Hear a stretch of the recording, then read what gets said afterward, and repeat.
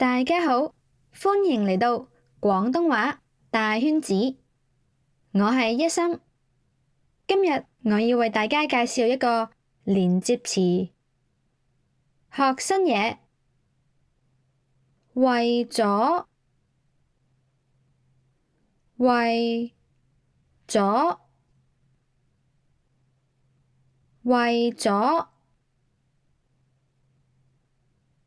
為咗嘅句子結構就係為咗，再加一個目標、原因，又或者動機。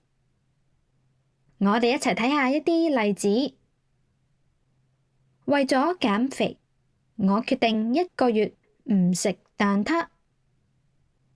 為咗減肥，我決定一個月唔食蛋撻。為咗減肥，我決定一個月唔食蛋撻。喺呢度，減肥就係我哋嘅目標。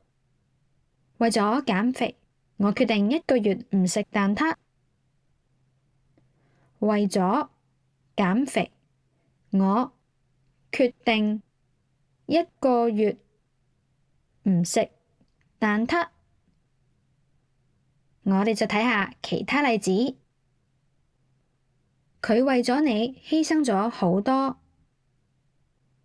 佢為咗你犧牲咗好多。佢為咗你犧牲咗好多。喺呢度，你就係我哋嘅動機。佢為咗你犧牲咗好多。佢為咗你犧牲咗好多。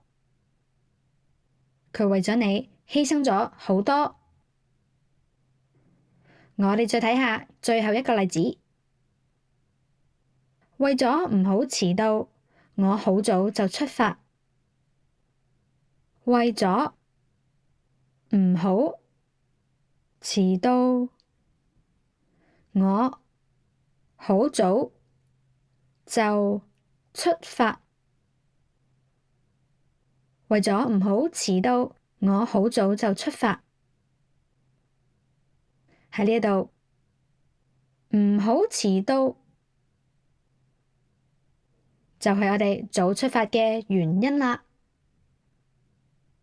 為咗唔好遲到，我好早就出發。為咗唔好遲到，我好早就出發。為咗唔好遲到，我好早就出發。好，咁大家就練習下啦。